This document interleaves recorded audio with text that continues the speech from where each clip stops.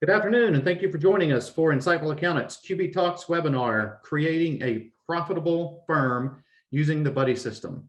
Thanks to our presenter, Liz Scott, for sharing her insights on pricing, practice growth, and the Buddy System. And lastly, thank you to our sponsor, Rewind. Rewind Backups protects the critical data which runs your and your clients' businesses. Online accounting software products don't automatically save your transactions and files if deleted.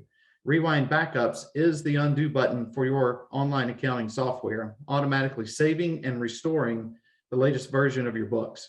As of March 2022, Rewind Backups are available for QuickBooks Online, Shopify, Shopify Plus, GitHub, Trello, Microsoft 365, and BigCommerce, with a dozen other platforms currently in beta. I do have a quick poll before we get too deep into this that I do want to post. We're kind of cheating on you a little bit. It's 4 questions in one poll, but I'm going to call it one poll. So if you wouldn't mind just sharing, I'm going to share this poll here if I can get it pulled up, and then get you quickly answer that, and then we can dive right into our program after I introduce Liz.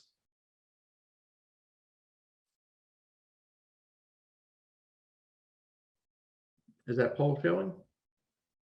There we go.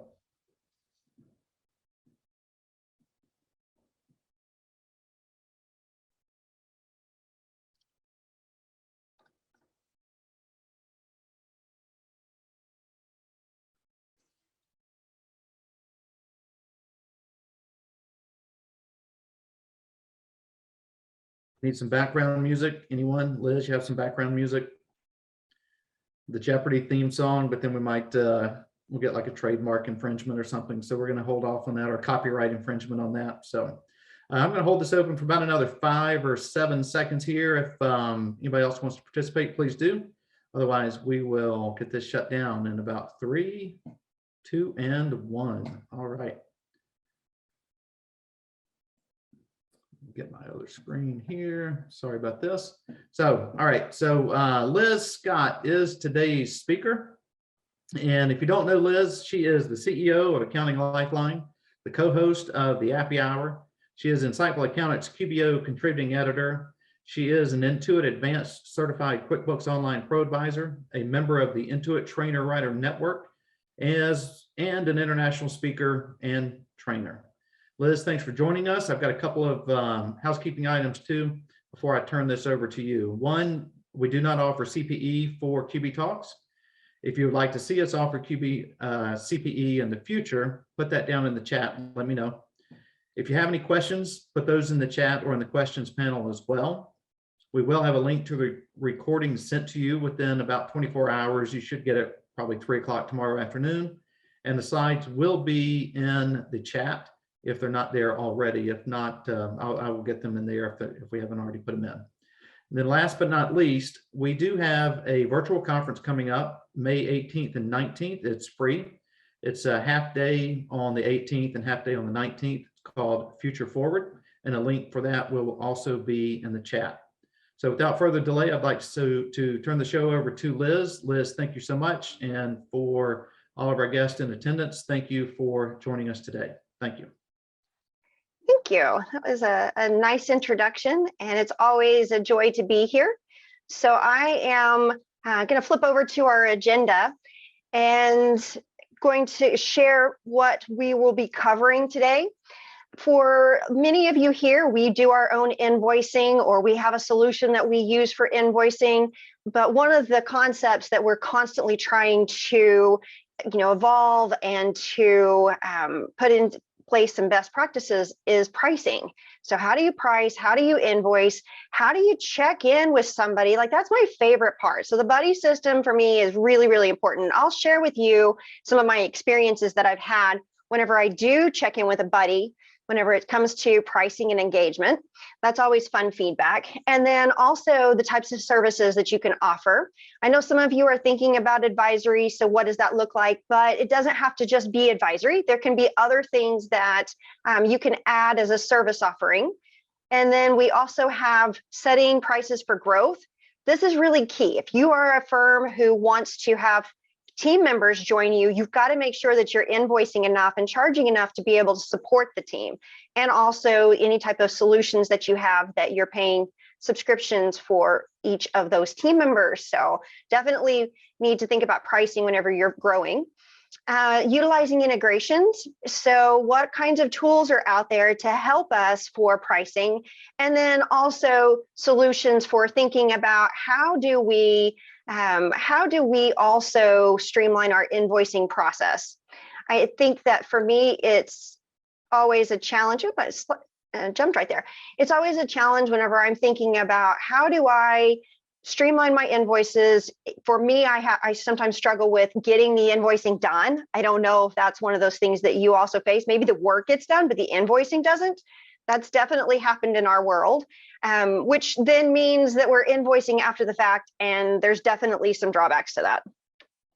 Whenever you can have somebody help you and assist in that buddy system, this is where I think that you have the opportunity to check in with somebody and to say, what do you think about my pricing? I've got a couple of friends that I check in with quite regularly if it's an engagement that's maybe a little different than what I've been doing, or maybe it's an engagement that I haven't offered that service in a while. I will check in with my group and I'll network and I'll say, what are you charging? And am I charging enough for this engagement? And what we've decided is with my friends that we do that, we end up going sometimes with always the highest price. So if I'm pricing an engagement, it's sometimes difficult to price yourself. And I know that that's not what we're doing whenever we're creating invoicing and we're pricing, but I'll share with you, that's sometimes how I feel, that it's a personal thing and that I'm pricing me, which is not the truth.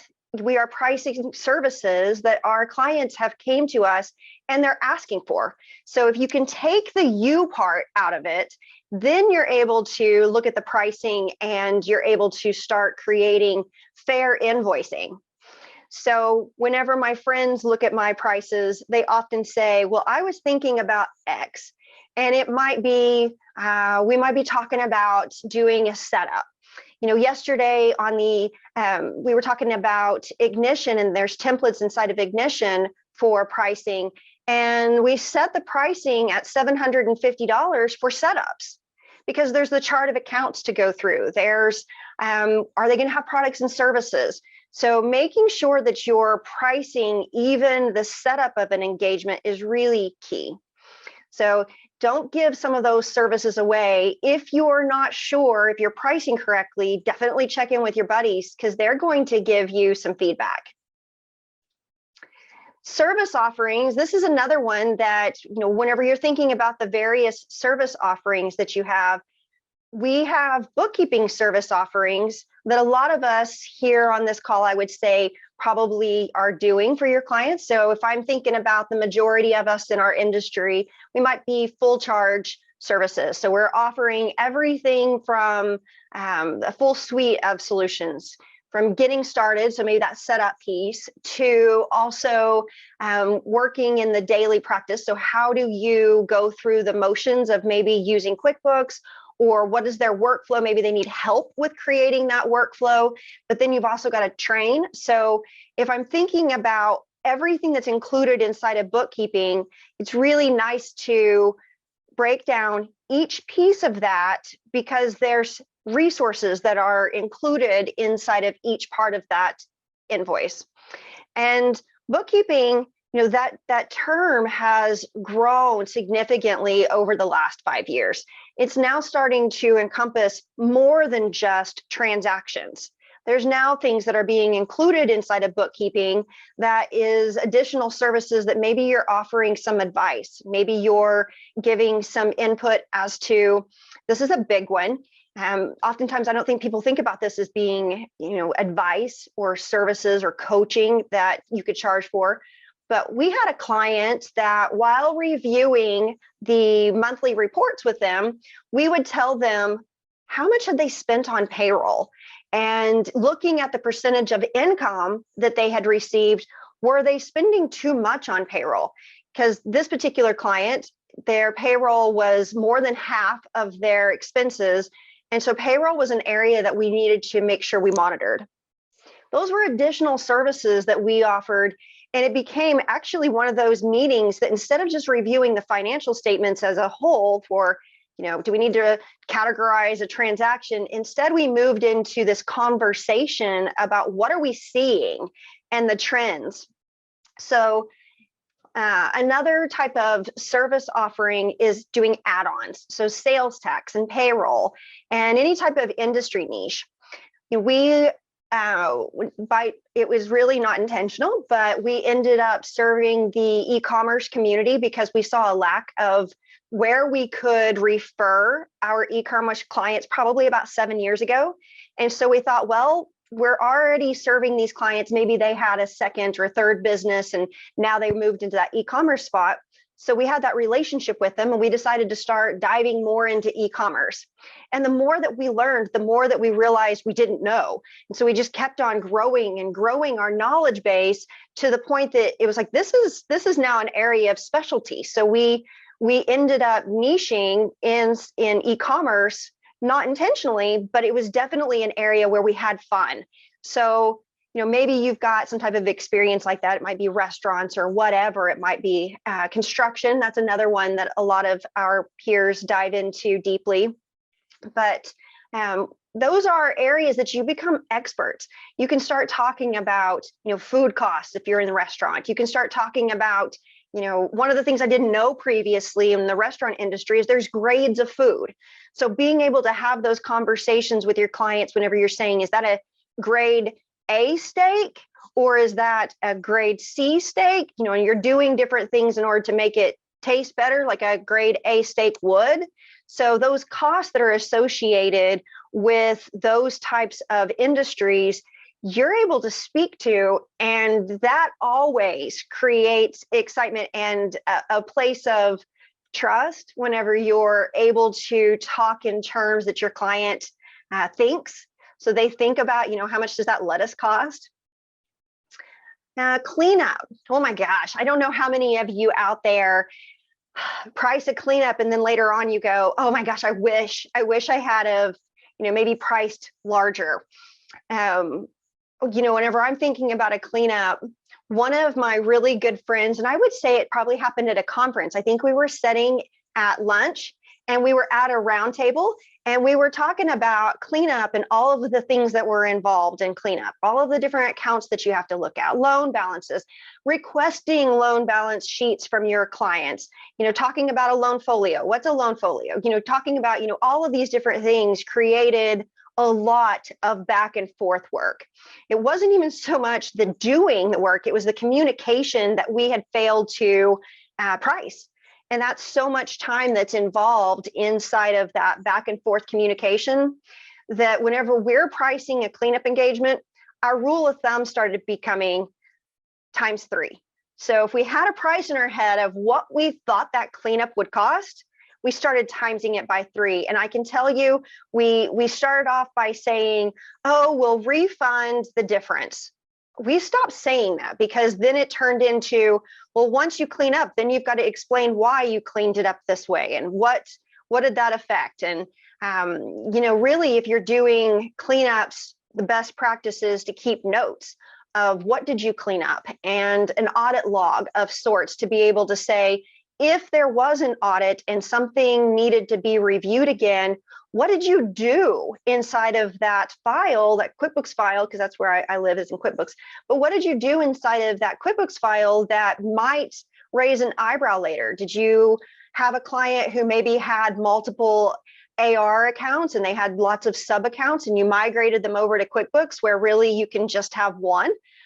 And you needed to merge all of those? That's a real scenario that we've experienced. And we wanted to make sure that we had notes of the progress just in case somebody came back through later and needed to be able to pick apart what had happened and provide some answers. Advisory. I know some of you are thinking about budgets and forecasts and reportings. That is a part of advisory. It's whether it's something that you call bookkeeping and then add-ons, or you call it, you just say I'm doing advisory services that you add on after you do the end of month accounting, whatever it is.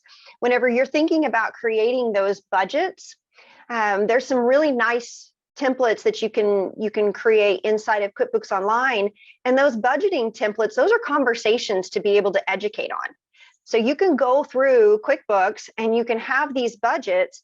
And what we do is we'll pull up the budget, and we might start off a budget by creating it in a looking at prior periods and just copying those.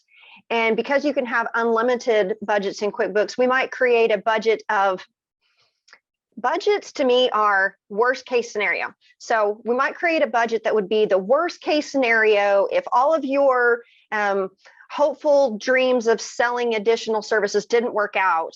What amount of money do you need to survive? And that would be one type of budget that we create. The other thing that we create is more of like a forecasting type thoughts. Being able to say, what would you like the future to look like? And so you can still use budgets in QuickBooks to kind of create a sort of forecasting to be able to say, I'd love to be able to have these additional services. This is what that revenue would look like. Here's what that additional team member would look like. And so you can go through QuickBooks and you can use that budgeting area in multiple ways. And, even if you're having monthly advisory kinds of conversations, you may never move off of the budgets versus actual area. That may be the repeat of your advisory services every single month, because you're talking through the actual numbers and the hopeful numbers that maybe that client needs to be able to meet some financial goals. Reporting, I would not be surprised if lots of you here are experiencing the same thing, but clients don't always know how to talk through reports. And they don't always understand whenever you're saying balance sheet versus profit and loss. That is a concept that they didn't go to school to, most often, they didn't go to school to study.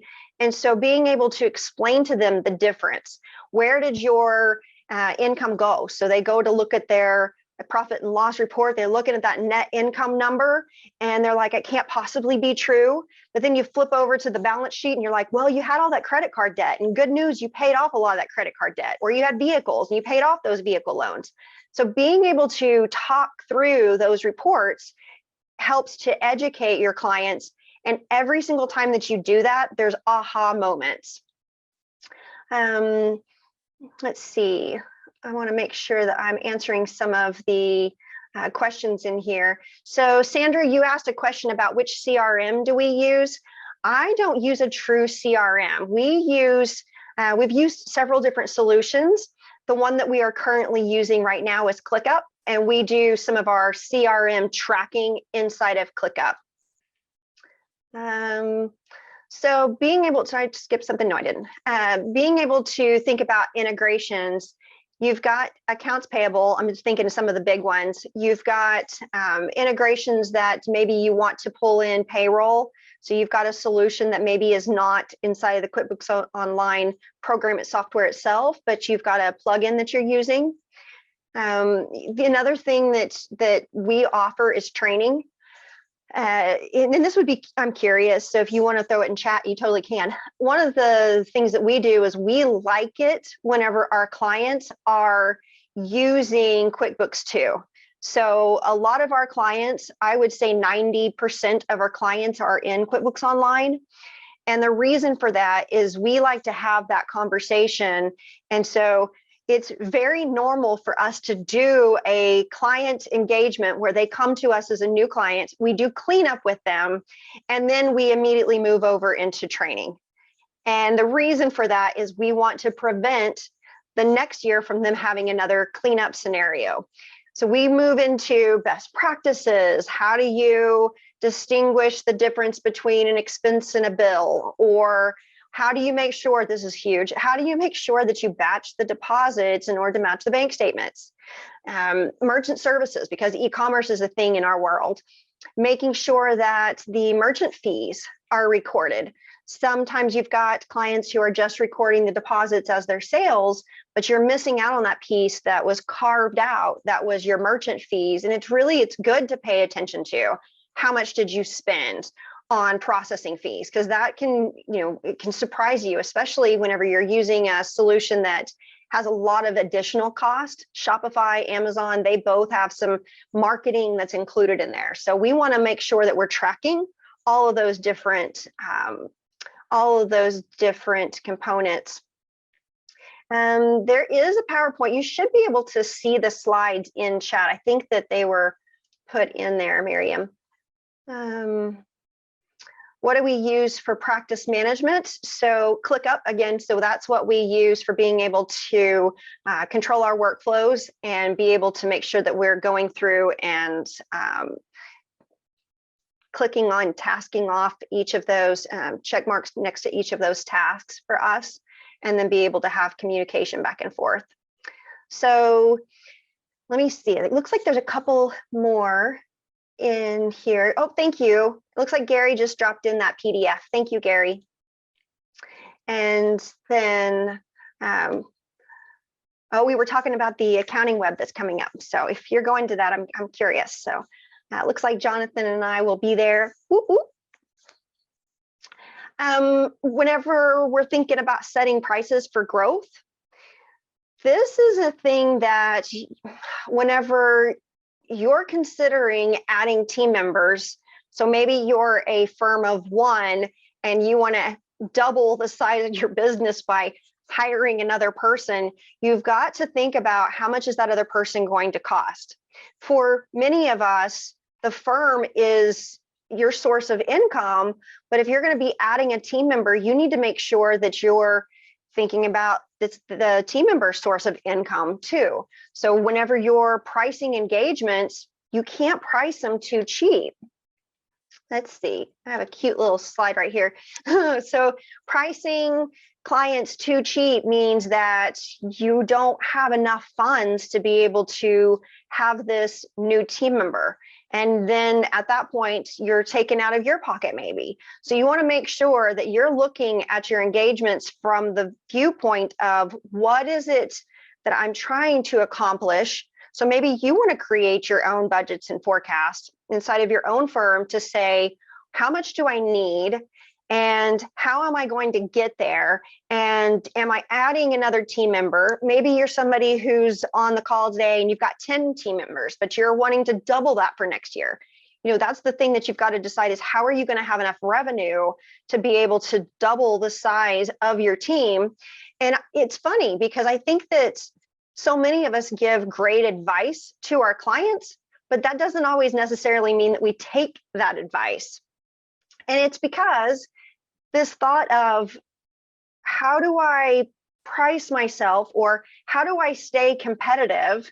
And this is something that works in a way that maybe you don't think of. So if you're thinking about how do you increase your prices, it's this piece of being able to create enough time to have those kinds of client conversations around budgets, around reports. Really and truly, so much of what we do is back office that our clients don't understand. They know they need us, but they don't quite understand why they need us. They just know that they do. They can't do it on their own.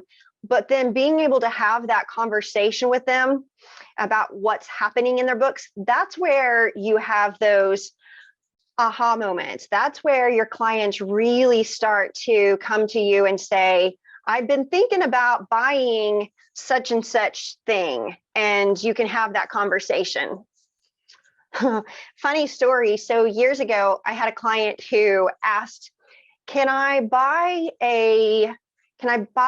was a grill that they wanted to buy and put one of those wraps around it for advertising. And so we had that conversation and he wanted to take it around with him and be able to actually go to different sites in the parking lot and football games and, all these different kinds of things for advertising.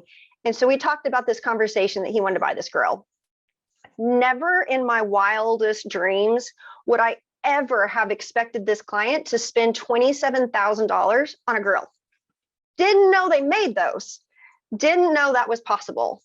So being able to have those conversations, because this was all an email, right? So I didn't get a chance to actually talk through, what are you thinking about buying and what does this actually look like? Well, I would have been able to hear it has a TV that goes up and down, and it has this speaker system, and it has these mega lights, and it does different things.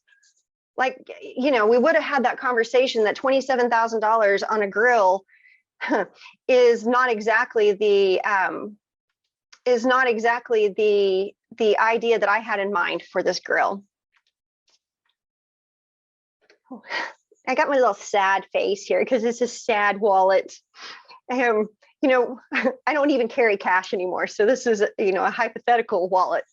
But with looking inside of your bank account or your empty wallets and thinking about hiring these team members, this is where you want to make sure that you're taking care of those people.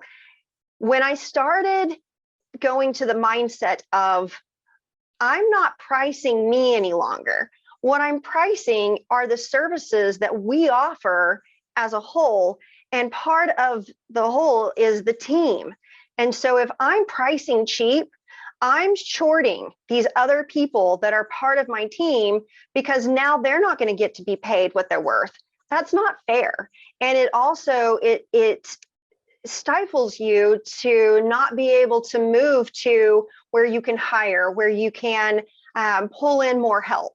So it creates this scenario, if you're not pricing, where you've got frustration because everybody's overloaded. And if you're thinking about a strategy of how do you get to that place where you can afford to hire those people, I would say the best place to start is by thinking about, what are you doing with your clients? So how are you helping your clients? Maybe you need to look at those services. We had scope creep big time with some of our engagements. We didn't expect to have all these additional services. So we went back through and we started looking at what things are being performed that we didn't anticipate. So for us, an example is we do a lot of training in our firm, but what happens whenever those clients need to come back and they need support? So they've got little questions here, little questions there. And, it would just be so easy to pick up a Zoom call and to say, oh, just 15 minutes, let me go fix that. But that teaches bad behavior on both parts. And so that's something that, I had to take ownership with, is even if I'm creating a scenario where I can just hop on a call for a short 15 minutes, I now am cheating my team because I'm giving away part of my time. So part of the resources that I have that are limited, I'm giving those away and I'm not charging for it. So, most of the time we're not doing it intentionally, but it's definitely a component of growth and being able to be able to price and make sure that you don't have this next part right here. So burned out employees, bad client experience. Oh yeah. So loss of customers. If you're not able to serve those customers, you're definitely going to have a loss. I mean, why wouldn't they leave you? Because they're being underserved. I often say, as far as our industry goes, when a client comes to us, they usually don't leave. The only time that I see clients leaving are their businesses close. And of course, there's been more of those recently than normal, but or we're just not doing a good job and they're going to somebody else.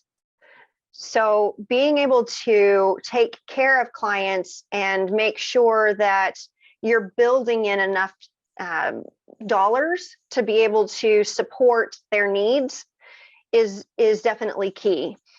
And in that scenario that I was just sharing with training, one of the options would be to either take your training and create a price that has support built into it. And if that's an option, then that would be definitely a key, to be able to think about how many different times might I need to support that client. And then you could kind of land on a price. The other option would be to have them charge or be charged for the support that's offered whenever they need support. So as needed types of support.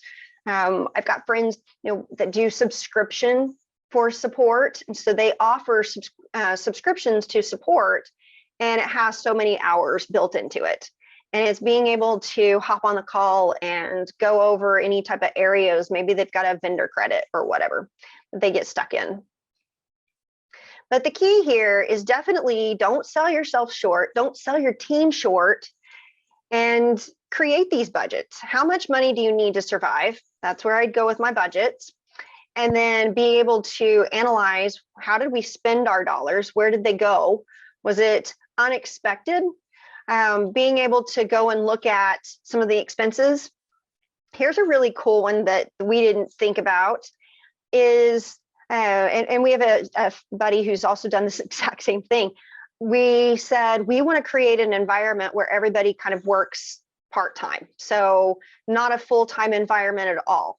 Well, then you have more and more team members that you start to hire. Well, that doesn't mean that they're sharing subscriptions. Now that means that you have more team members and more subscriptions.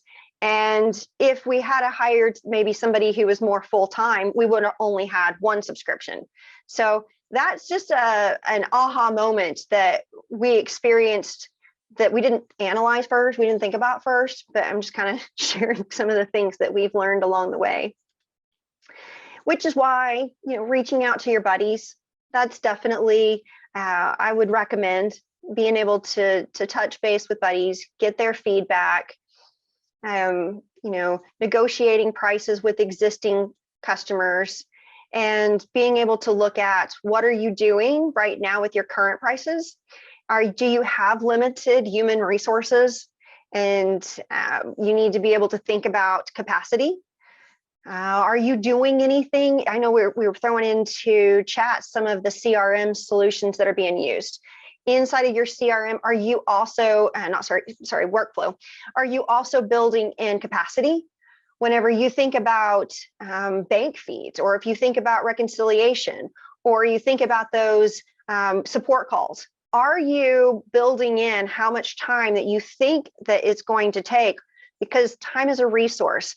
And I'm not saying at all that we should move over to hourly billing. That's not what I'm saying. I'm just saying that as a human, there's only so much of me mentally that I can share with a client. And there's only so much of me with time that I can share with the client. So that is a human limited resource. So, having those conversations with clients, the biggest thing that I hear is, oh, well, I've been pricing this way for a while, and it would surprise them if I change my prices. What's more surprising to your client is that you haven't changed your prices. They know there is more that you're doing for them in the last several years than before. And, being able to anticipate and increase a price. I don't know how many here have increased their prices since 2020, but, we definitely did. We needed to make sure that never before had we been asked as many HR questions. That hasn't really gone away, because once that door for asking HR questions opened, our clients they're coming back to us and asking us questions about hiring and firing best practices, employee handbooks, notices. There's all kinds of things related to employee questions that are HR that we didn't have a whole lot of before, but we definitely have continued to have. So our clients are not surprised whenever we go to them and we start talking about needing to increase prices. The other thing is if you're in that niche area, maybe intentionally, unintentionally, either way, but a lot in a specific area because you've worked in that area quite a bit, then it's appropriate for you to charge more for that. It's appropriate for you to say, we are experts in this area. It's not going to require us to go Google something online. We already know the answer to this. So you should absolutely be charged for that knowledge that you have, not just the time that you're spending with that client in that moment. Integrations for growth. So there was some questions in here that were related to CRM and workflow tools. And I'm going to go ahead and share what we use when we're thinking about integrations for growth. The tool that we're using right now for our workflow is ClickUp. ClickUp has got some templates if you wanted to go and play around with ClickUp to be able to say, they've got this bookkeeping firm template, and it talks about, how do you client onboard and monthly action items. And so here would be an example of monthly action items. You process payroll, you are going to pull the balance sheet and the profit and loss. You're going to reconcile. So all of those tasks, then you can go and you can track. The other thing that's inside of ClickUp is you can have time tracking. We also have used Monday, and Monday is a solution that, it's very user friendly and it's visually appealing to me. But I can tell you, as far as my team struggled with, it was too broad. They really needed to be able to have, where's my workflow? Where can I see all of my taskings and my status? And that's why ClickUp has worked better for the team. But Monday is where we definitely, in fact, I still have a Monday account because I do really still like it. And it is easy to use. It's easy to adopt. And they've got templates in there too.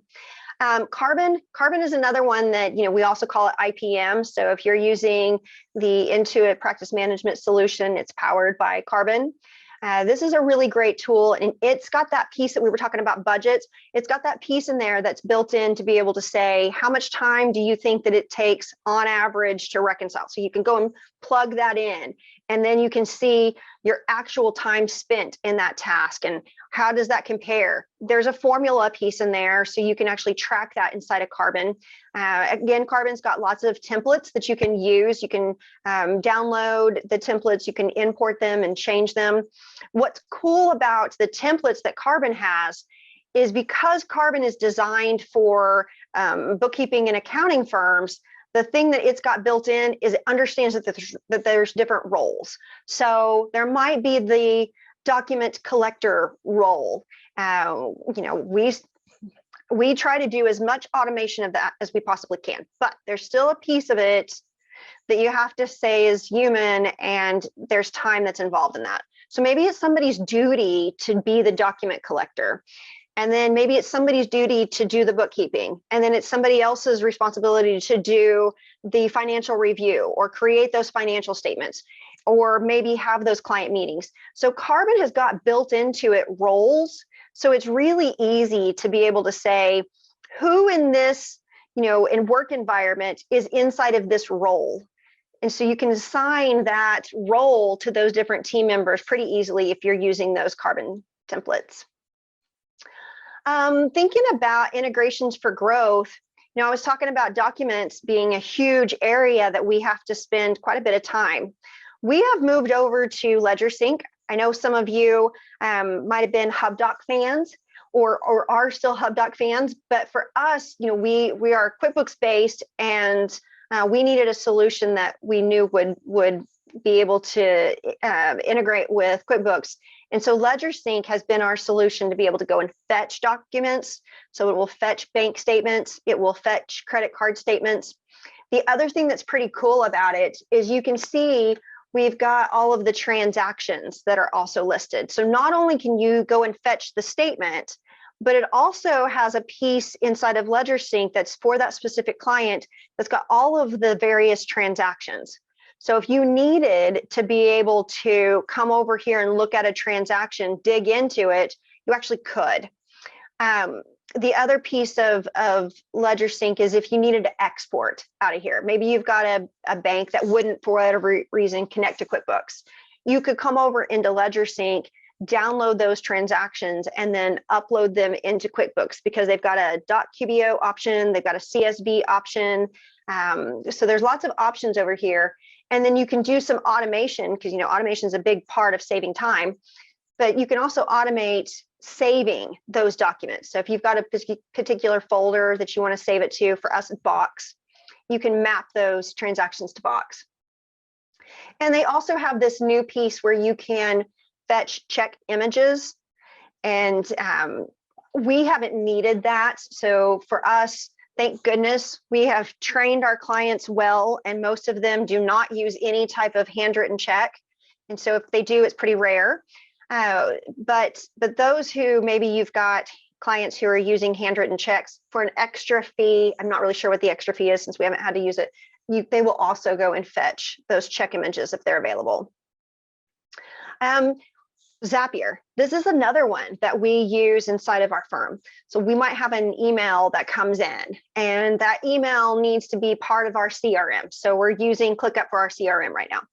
And we might want to say that email that comes in, if we tag it and we say, you know, a possible client, then we could tag it with that label, and then Zapier is going to pick up because they know that there's been an action, and it will trigger a reaction, which then would say email, it had a tag on it, and now over in our CRM, it's going to create that client name. It might, we might want to link to the email address. And so you can use Zapier for a lot of your workflow automation as well. UiPath, this one's a new one that I hadn't had on my radar, but UiPath is pretty cool. So it's like Zapier, but on steroids. So it's got in their workflows built, and you can start to create automations also in UI. So UiPath is very similar to Zapier. It's just another one of those tools. Another tool that we use for being able to do some automation and innovation is Auto Review. I don't know if you've used Auto Review yet in the browser, but it's awesome. So Auto Review is a tool that's great for going through at the end of the month and looking at all of the transactions, and you can say, are they categorized correctly? Auto Review has got a piece in it where it can go and it can look at this vendor was mostly used maybe in this area previously, and now it's being used in a different area. Now you've got a different account attached to that vendor. So it's pretty cool to be able to use Auto Review for cleanups, pricing engagements, month-end review. So it's got lots of cool stuff that's built into it. And then now this new browser integrations, this extension allows you to work inside of QuickBooks Online, not even open up Auto Review, but still have access to all of the Auto Review features. Let's see. Yes, these slides are available. I think a couple chats back, you'll see the PDF in there. LedgerSync is costly. So Kim, in my experience, it's $12 a client, and it doesn't matter how many accounts that we're syncing to that client. So for us, it's saving us a lot of human time. Being able to switch gears.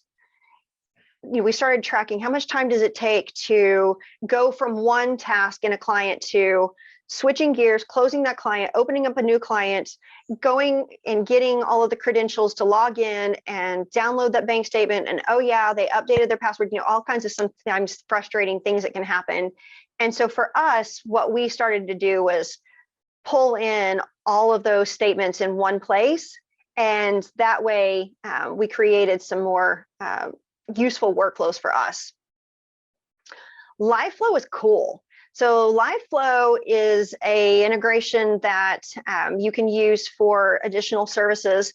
What it does is LiveFlow sits on top of QuickBooks Online, and it can export reports. So you can choose which reports to export. LiveFlow's got some templates that are there, and report options. And so you pull in those reports, and each of those areas that it pulls in on your report is a formula. So if you needed to be able to dig into the details, you definitely could. There's a deep dive option, a lookup option inside of LiveFlow. The other thing that you can do is if you wanted to create some variances. So we were talking about, you know, budgets versus actual. So you could create those in LiveFlow. And the cool thing about it being inside of Google Sheets is that it can update automatically for you every hour. So if there's a change in the financials, LiveFlow is going to automatically be updated as long as you have on there what your update schedule is. Quavinci has got some really cool features too. So if you're somebody who really digs Excel, then I would say Quivinci would be right up your alley because you're able to work inside of Excel. They've got tons. They also have tons of templates that are inside of these different tabs inside of a workbook in Excel. And you're able to take those and create pivot tables, graphs and charts. And again, you've got the data there to be able to do things with it. So be able to create some type of analysis. Let's see, it looks like there's, can you use live flow with QuickBooks Desktop? Because it's pulling in the, because it is pulling in the data from QuickBooks Online, it's only able to attach to the API inside of QuickBooks Online. So live flow would not be the tool to use if you're in desktop. I would say definitely go with Quivinci.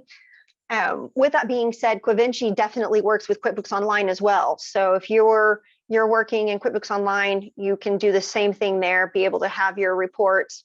You don't have to export into Excel. I just think that so many of us are comfortable there that that's one of the features that I really love about Quivinci. You've got the solution itself that you could stay in there and do different things, but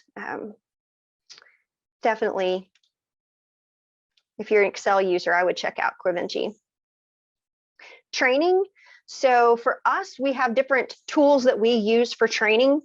And one of the ones that we used a lot, and I'm going to say used, was Loom. And we would use Loom to be able to create these videos to tell our clients how to. And what we found is the client would look at it one time, and then the next time that they had the exact same question, they would ask again. So what we found is they like pictures. So we moved over to Scribe, and Scribe, the cool thing is it works off of your browser. And so you can go inside of Scribe, and it's a browser extension, and you can create what they call scribes, and it's basically clicks of each time, or screenshots of each time that you click. It can also work with tab. So if you're telling your client how to create an invoice or how to create a deposit, whatever it is that you're trying to create, you can go into their QuickBooks file and you can show them, here's the workflow, here's all the clicks. And the other thing that's cool about it is it will grab the words on that screen. So wherever you clicked, it will put those words inside of the click field. You can kind of see it right here where it says click here. And so it's able to tell you what all fields were used whenever you're going through and creating different transactions, different screens. And it creates this visual that you don't have to watch a video, because clients don't always spend time watching those videos. So thinking about invoicing for clients, there are several solutions for invoicing. And this month has been the Insightful Accountant invoicing month for sure. And so Murph has been creating a lot of articles related to invoicing and how to effectively do that. And there's some products that he has spotlighted, which are solutions that we have used. And then there's solutions that we haven't used inside of that spotlighting. But that's the key, is looking at those articles, thinking about your own workflow, which solution fits into your workflow. Just like I was saying earlier, Monday was great, but not for our entire team. So thinking about which type of workflow do you have helps you to be able to determine what should your invoicing software look like. So do you have reoccurring invoices? Do you need to be able to have some type of automation around past due invoices? Do you want to be able to collect a deposit at the time that the invoice is created or an engagement is created? So all of these are things that, if you're thinking about creating invoices and using a solution, that you would definitely want to pull in. My good friend Heather, she worked on the Intuit pricing questionnaire that went out. And so one of the things that I found fascinating about the results of that questionnaire is it went out and it asked a lot of accounting and bookkeeping professionals, how do you price? And since it was, in an environment where, people felt it's confidential and they could share that information, they answered how they were pricing, and hourly billing has just continued to be on the decline year after year. The thing that I found interesting was value pricing was starting to also have a bit of a decline to it, but fixed fee ended up being the place that there is a huge amount of growth. And I think it's because it's easy to comprehend for both you and the client.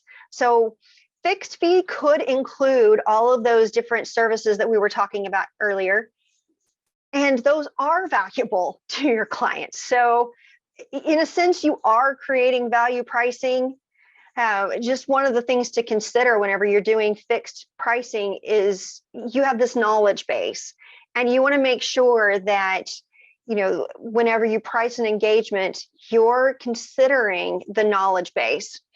If you have a team, that makes your knowledge base even bigger. So now you have more people to pull from. Maybe you've got somebody who is a tax expert. That's not my area of expertise.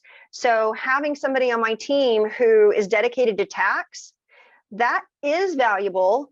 And it would be something that I would want to consider and add to my fixed fee pricing for clients. Here's that survey that I think is pretty cool. And I'll share in chat that link because it's definitely worth going and checking out. Pricing methods for other services. So you've got billing methods, monthly bookkeeping and accounting services, catch up. So people coming to you, probably a lot of people coming to you that wanted to be able to close out their years. So that's a piece of it. Troubleshooting, that might be support that's also inside that number. QuickBooks setup, so getting started, and then training. And then also having this chart here to be able to tell you hourly billing is on this decline and fixed fee is definitely on the rise. So I think that this one in particular is interesting. And if you look at last year's comparison, it's definitely an area that has seen some significant growth. Let's see. Average hourly rate, super cool. So here we've got our prices, and I think that this is interesting. Certified bookkeepers are pricing less than bookkeepers. Not really sure what that's an indication of. Maybe I don't know, but I find that to be an interesting area.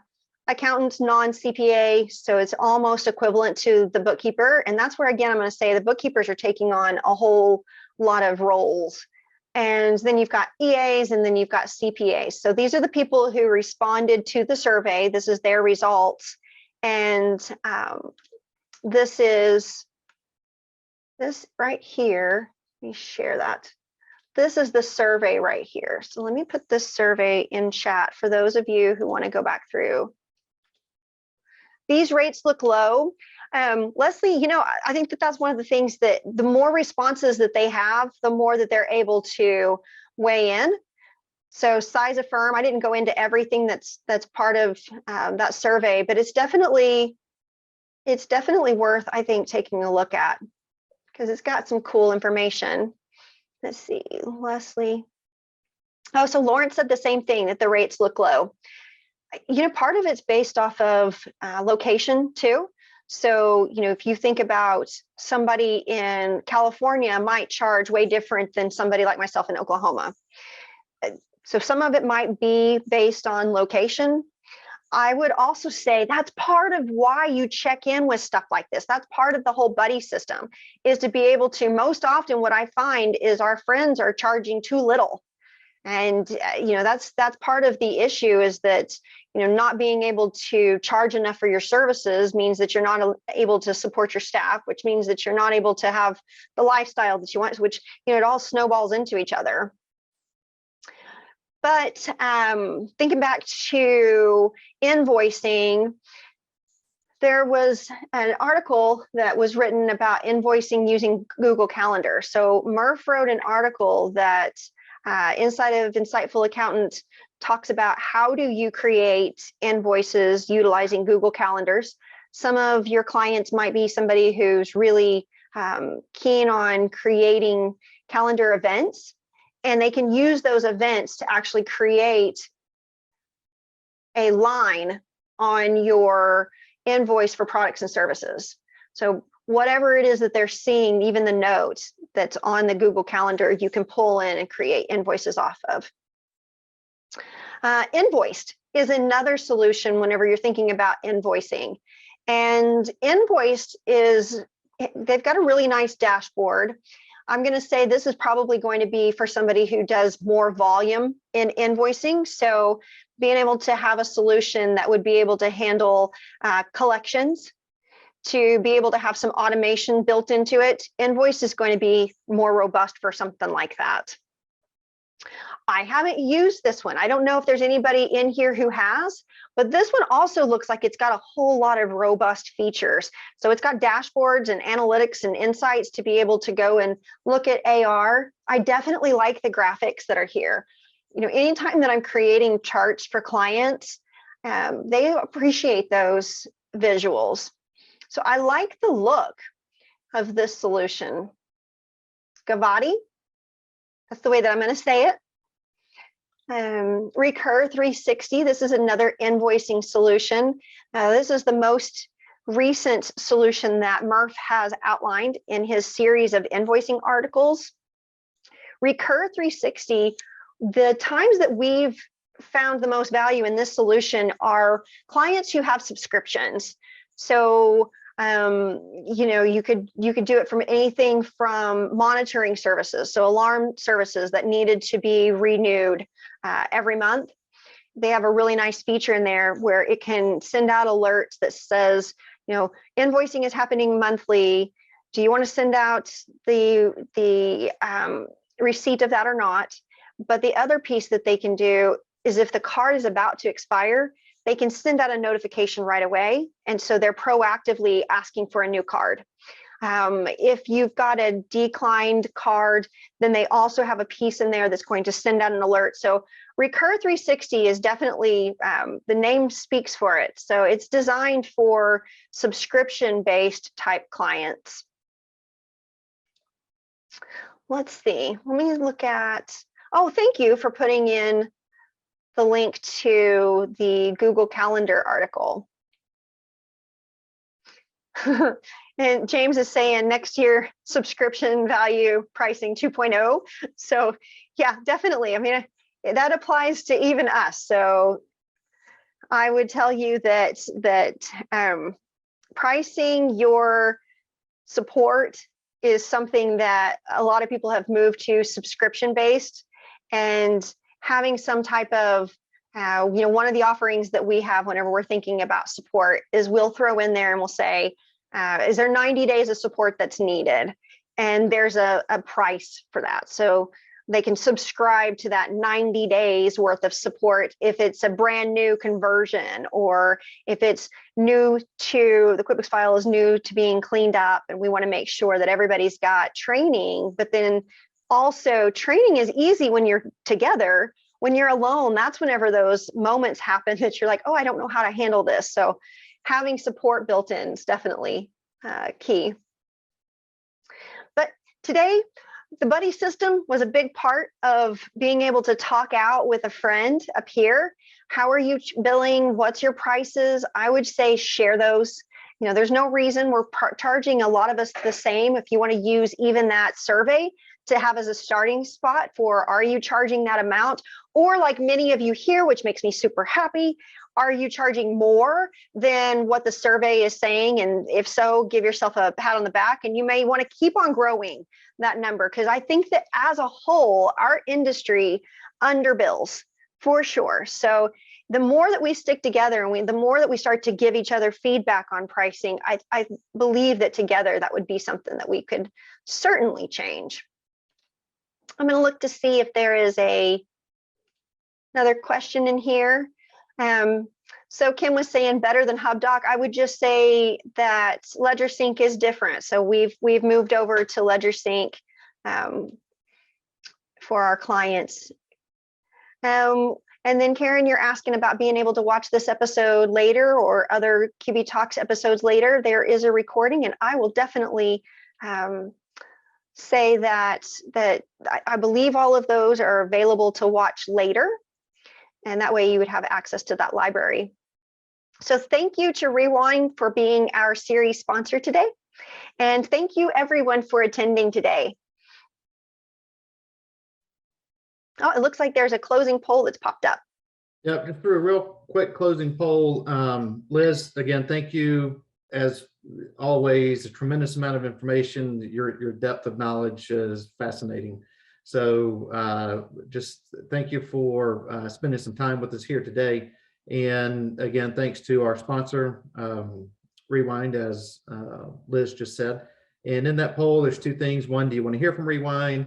And kind of what I jotted down, if you're using some kind of cloud service, QBO especially versus and some of these other cloud services, you need the backup. Rewind can provide that for you. That's not an endorsement, they're the sponsor, but it seems to make sense to me. Liz, I don't know if you have any thoughts on that. Well, as far as using Rewind, yes. I think that making backups anytime that you're in QuickBooks and doing any type of work, yes, I think that it's a great solution because you need backups. Yep. So we certainly, once again, we do appreciate it. We do have, just a reminder, we do have the voting open for our Top 100 Pro Advisor awards, and that will remain open. I think it's through May the 8th. Don't quote me on that, but it certainly is all over the website. You should be able to find it. Last thing, if you have any other ideas that you would like to see us covering in QB Talks, certainly reach out to Liz, reach out to me, and you will receive the recording link after this. You'll get it tomorrow. And on that, in the link, it will actually take you to our YouTube page. And the YouTube page has all of our archives on it. So all of the QB Talks plus other non-QB Talks webinars that we've done. So thank you all. Liz, thank you. I know you're going on a trip, so enjoy your trip. Have a wonderful time where you're headed. And we will see everyone very soon. Thank you.